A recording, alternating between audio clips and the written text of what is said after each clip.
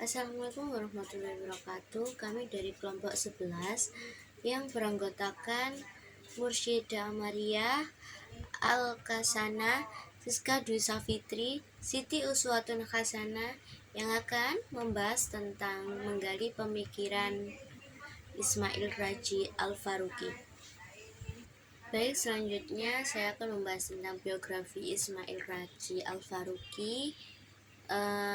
Ismail Raji Al-Faruqi lahir pada tanggal 1 Januari 1921 di Jaffa, Palestina. Ayahnya bernama Abdul Al-Huda Al-Faruqi yang merupakan seorang hakim muslim qadhi pada tahun 1926 sampai 1936.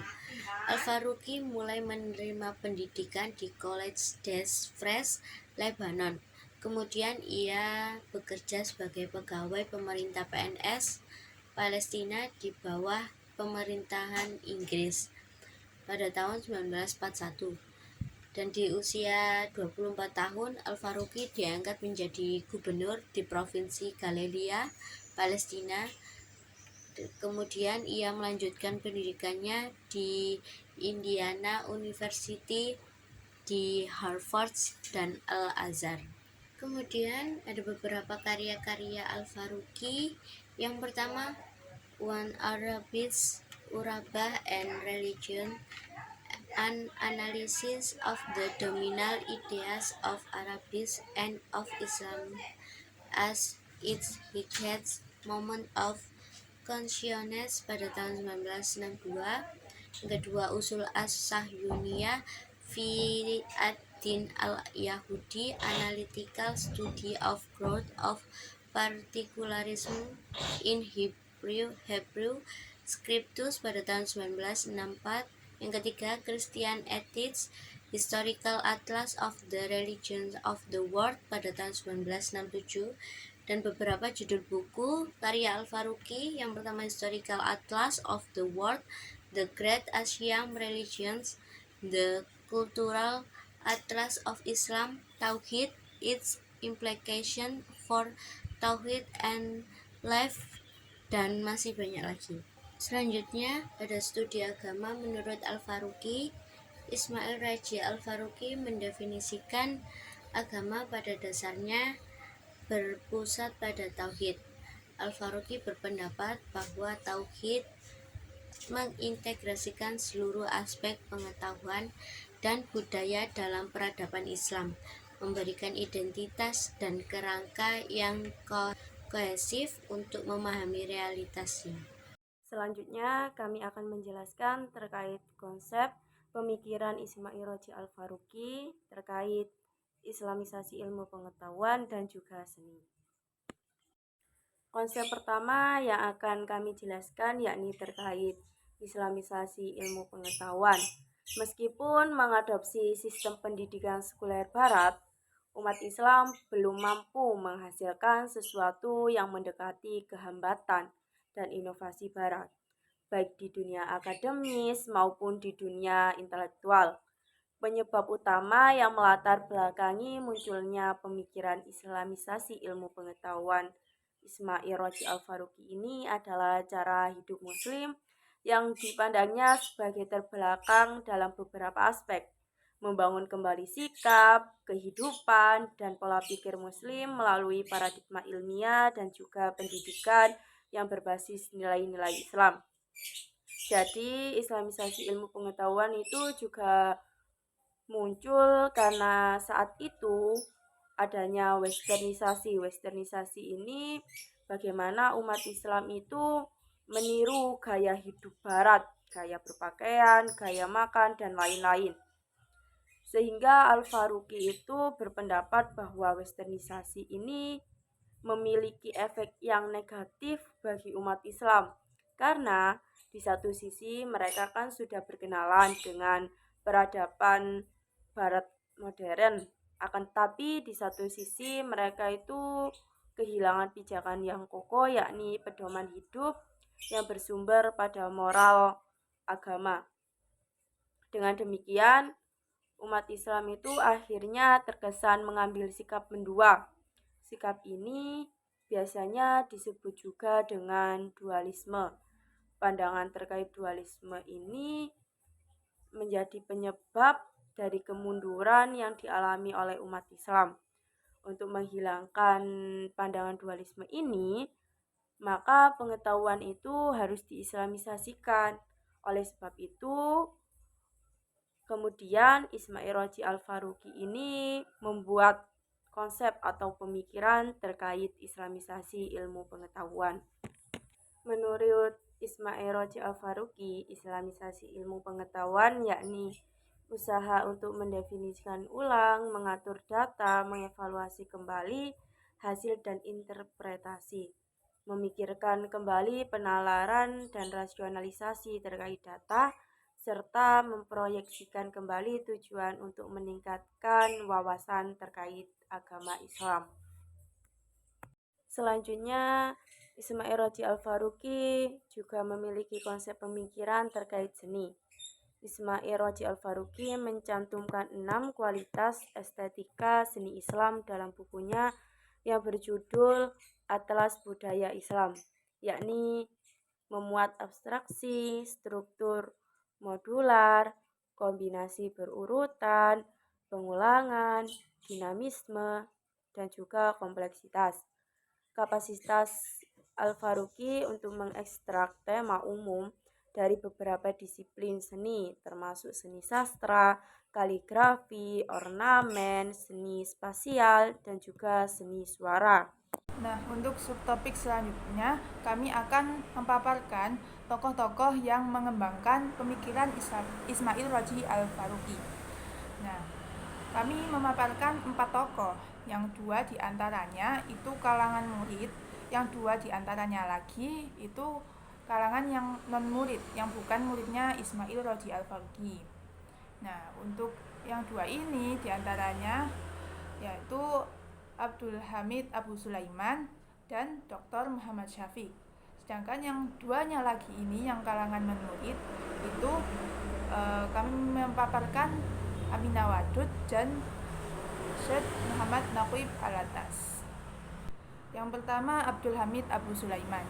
Beliau lahir di Mekah tahun 1936. Jadi tentang masanya, tentang abadnya itu masih sama dengan kelahiran Ismail Roji Al-Faruqi. Dan beliau ini wafat di usia 85 tahun. Beliau sangat aktif di semasa hidupnya di dunia pendidikan. Ya, beliau mendapatkan berbagai gelar. Untuk yang pertama mendapatkan gelar BA dari Universitas Kairo di tahun 1959 di bidang perdagangan. Ya, gelar yang kedua yaitu gelar MA, gelar master di bidang ilmu politik juga di Universitas Kairo tahun 1963. Kemudian beliau juga mendapatkan gelar PhD tahun 1973 di Universitas Pennsylvania bidang hubungan internasional.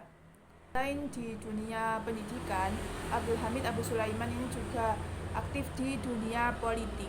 Nah, beliau mendapat beberapa kapasitas dan peran. Nah, contohnya seperti Sekretaris Komite Perencanaan Negara Arab Saudi di tahun 1963 sampai dengan 1964. Kemudian Sekretaris Jenderal Majelis Pemuda Muslim Dunia tahun 1973 sampai dengan 1979. Kemudian beliau juga pernah menjadi rektor kedua di Universitas Internasional Islam Malaysia atau IIUM. Beliau ini ketika menjabat ya, itu sangat memberikan kontribusi dan reformasi yang begitu pesat sehingga universitas ini dikenal dan diakui internasional. Selain mendukung dan mengembangkan pemikiran Ismail Roji Al-Faruqi, beliau juga mengembangkan dasar-dasar filosofis lain. Nah, kami temukan ini ada 3 dasar filosofis. Yang pertama yakni kerangka metodologis alam ghaib dan alam tampak atau disebut syahadah. Kemudian yang kedua adalah sumber pengetahuan, yakni wahyu, akal, dan alam. Jadi wahyu ini sebagai sumber ketauhidan, sumber pengetahuan ketauhidan, kemudian akal sebagai alat pengarah atau penentu, dan wahyu dan akal ini menyatu dengan alam sehingga kita dapat memahami tujuan penciptaan manusia, yakni menjadi khalifah di bumi. Kemudian selanjutnya adalah prinsip-prinsip metodologi ilmu pengetahuan Islam. Jadi ada 3 prinsip yang dikemukakan, yakni wahdaniyah, keesaan, khilafah, dan tanggung jawab. Abdul Hamid Abu Sulaiman menuangkan pemikiran-pemikirannya dalam karya-karyanya. Di antaranya adalah Islamization of Knowledge, Towards an Islamic Theory of International Relations, Islam and the Problem of Israel, Crisis in the Muslim Mind, kemudian Islamization Reforming Contemporary Knowledge, yang mana di karyanya yang terakhir ini, yang saya sebutkan terakhir ini, memberikan penekanan dalam asosiasi islamisasi disiplin ilmu, tepatnya pada ilmu modern. Kemudian yang kedua adalah Dr. Muhammad Syafiq. Nah, beliau ini juga termasuk salah satu murid Ismail Raji Al-Faruqi. Beliau menulis buku yang berjudul The Growth of Islamic Thought in North America, Focus on Ismail Raji Al-Faruqi. Buku tersebut membahas tentang proses perkembangan Ismail Al-Faruqi, perkembangan pikiran Ismail Al-Faruqi, terutama dalam islamisasi sains dan kontribusinya dalam karya-karya ilmiah. Buku Dr. Muhammad Syafiq ini juga sudah diterjemahkan ke dalam bahasa Indonesia oleh Suhadi dengan judul Mendidik Generasi Baru Muslim. Ya, terbitannya di tahun 2000. Kemudian selanjutnya dari kalangan non-murid, ya, yang pertama yakni Aminah Wadud. Beliau lahir di tahun 1952 dengan nama Maria Tisli.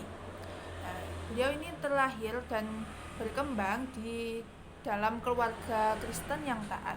Akan tetapi ketika beliau beranjak remaja, beranjak dewasa, di umur 19 tahun, di masa beliau kuliah, beliau tertarik dengan Islam dan akhirnya bersedia untuk bersyahadat, mengucapkan 2 kalimat syahadat di salah satu masjid daerah Washington DC. Kemudian mengubah namanya menjadi Aminah Wadud. Meskipun bukan salah satu dari murid Ismail Al-Faruqi, Aminah Wadud ini juga ikut mengembangkan pemikiran Ismail Al-Faruqi. Nah, beliau ini berfokus pada bidang tafsir. Beliau menulis tafsir yang dinamakan olehnya tafsir tauhid. Nah, model penafsiran ini menggarisbawahi kesatuan Al-Quran yang universal itu dapat mengatasi hal-hal yang bersifat partikular. Dan Aminah Wadud ini menyoroti dengan pandangan yang objektif dan relatif sesuai dengan keadaan zaman tanpa meninggalkan 3 aspek, yakni ruang, waktu, dan budaya. Sehingga Aminah Wadud juga berpendapat bahwa tafsiran Al-Quran, tafsiran itu tidak ada yang sangat objektif, yang paling objektif itu tidak ada, karena setiap penafsir, setiap mufasir itu memiliki latar belakang yang berbeda-beda, tentunya latar belakang yang meliputi 3 aspek tersebut. Kalau bagi golongan feminis, tentunya Aminah Wadud ini memberikan angin segar kepada golongan mereka, karena Aminah Wadud ini menafsirkan Al-Quran bahwa Al-Quran ini memandang adanya kesetaraan gender. Jadi kebanyakan orang-orang atau penafsir atau mufasir itu memandang Al-Quran itu bersifat patriarki, sedangkan Aminah Wadud ini memandangnya sebagai kitab suci yang memiliki nilai kesetaraan gender.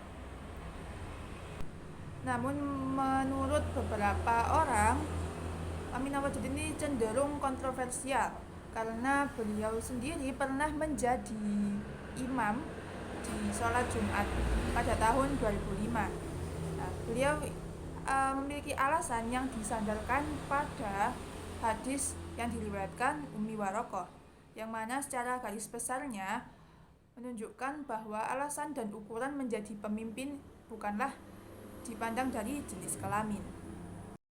Kemudian tokoh lain yang bukan kalangan murid yang juga ikut mengembangkan pemikiran Ismail Radji Al-Faruqi adalah Syed Muhammad Naqib Al-Attas, yang mana beliau ini merupakan keturunan Arab Indonesia.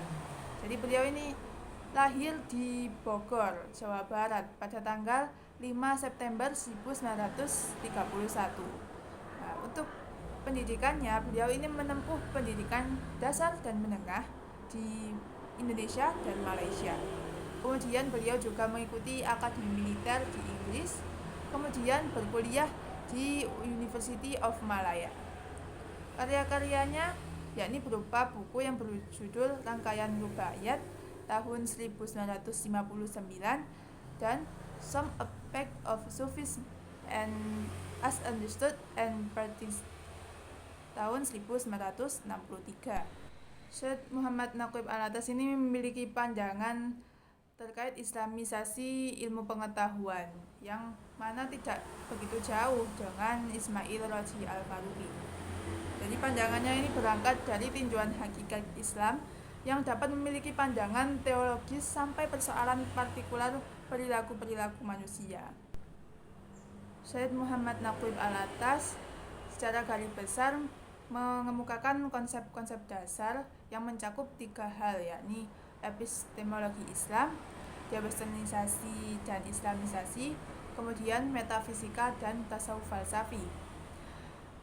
Epistemologi Islam ini tentu saja tak jauh dari pemikiran Ismail Al-Faruqi yang bertumpuan pada ketauhidan. Kemudian disandarkan pula pada Al-Quran dan As-Sunnah yang menjadi pedoman Islam yang mengandung kebenaran. Maka wacana Islamic Science adalah usaha rekonstruksi epistemologi sains sehingga ide tersebut menjadi tanda era pencerahan dunia Islam. Kemudian yang kedua, dewesternisasi dan islamisasi. Dewesternisasi merupakan upaya mendikotomi dan menghilangkan unsur sekuler dalam sains.